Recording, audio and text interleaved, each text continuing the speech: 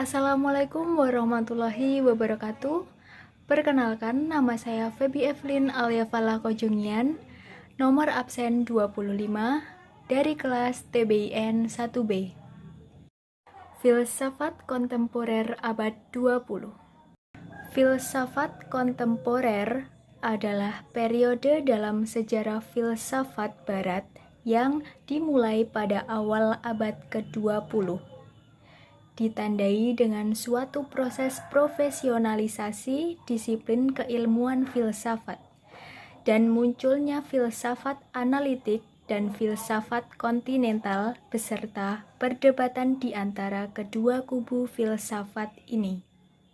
Aliran dalam filsafat kontemporer terbagi menjadi 3 aliran, yaitu yang pertama, aliran pragmatisme, yang kedua, aliran fenomenologi, dan yang ketiga, aliran eksistensialisme.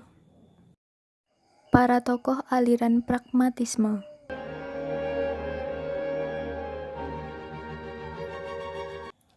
Carlos Sanders Peirce membuka pragmatisme untuk dibawa menjadi tujuan itu sendiri. Ia yakin bahwa kebenaran yang hakiki adalah kebenaran menurut fakta, bukan menurut opini. Ia menolak kesimpulan suatu kebenaran atas dasar seseorang atau kelompok, karena pada prinsipnya realita bersifat bebas dari opini.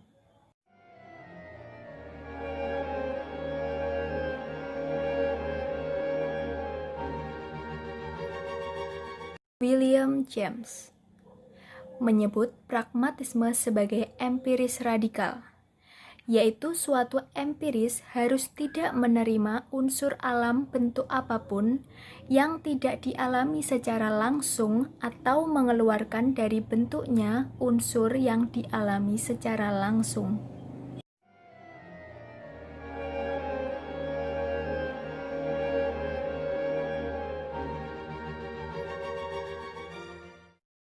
John Dewey, seorang pragmatis yang lebih suka menyebut sistemnya dengan istilah instrumentalis. Instrumentalisme adalah suatu usaha untuk menyusun suatu teori yang logis dan tepat dari konsep. Pertimbangan penyimpulan bermacam-macam itu dengan cara utama menyelidiki bagaimana pikiran berfungsi dalam penemuan berdasarkan pengalaman mengenai konsekuensi di masa depan. Assalamualaikum warahmatullahi wabarakatuh. Saya Anggi Dian Pramitasari, nomor absen 12, kelas TBIN 1B. Di sini saya akan menjelaskan materi yang kedua, yaitu mengenai para tokoh dan pemikirannya aliran fenomenologi. Secara harfiah adalah aliran yang menganggap bahwa fenomenalisme atau gejala adalah sumber pengetahuan dan kebenaran. Fenomenalisme bergerak di bidang pasti dengan suatu metode pemikiran, yaitu a way of looking at things.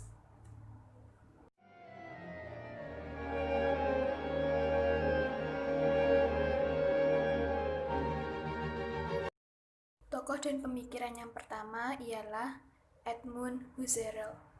Dalam pemikirannya, konsep fenomenologi berpusat pada persoalan tentang kebenaran. Baginya, bukan hanya sebagai filsafat, tapi juga sebagai metode. Metode yang benar-benar ilmiah menurut Husserl adalah metode yang sanggup membuat fenomena menampakkan diri sesuai realitas sesungguhnya tanpa manipulasi.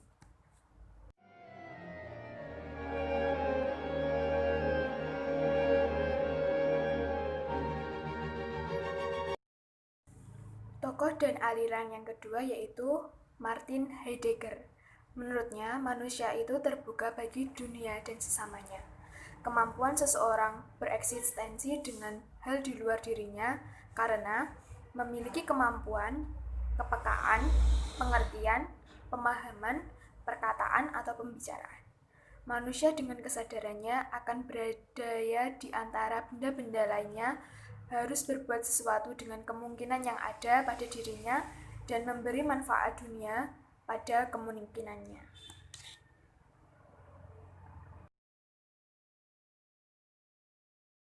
Penjelasan aliran eksistensialisme berasal dari kata eksistensi dengan kata dasar eksis.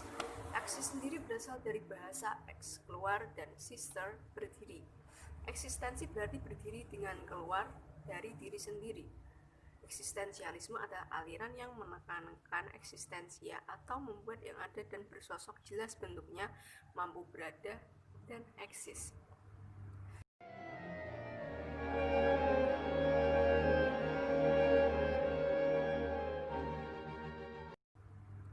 Para tokoh aliran eksistensialisme ini antara lain Soren Kierkegaard mengajari bagaimana menjadi kesatria iman yang bereksistensi sesuai esensi.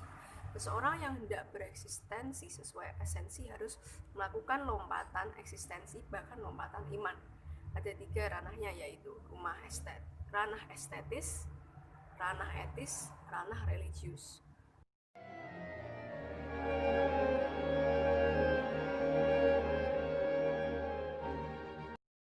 Friedrich Nietzsche. Menurutnya, manusia yang teruji adalah manusia yang cenderung melalui jalan terjal dalam hidupnya. Definisi eksistensialisme menurutnya adalah manusia yang mempunyai keinginan untuk berkuasa yang tidak diam dengan kenyamanan saja.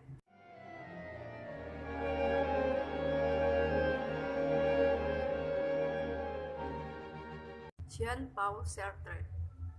Ia menihilkan eksistensi Tuhan dalam hidup dan filsafatnya.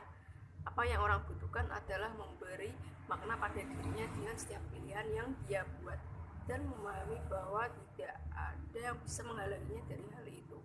Adalah bagaimana seseorang hidup tanpa membohongi diri sendiri dengan harus memilih dan mengambil konsekuensi.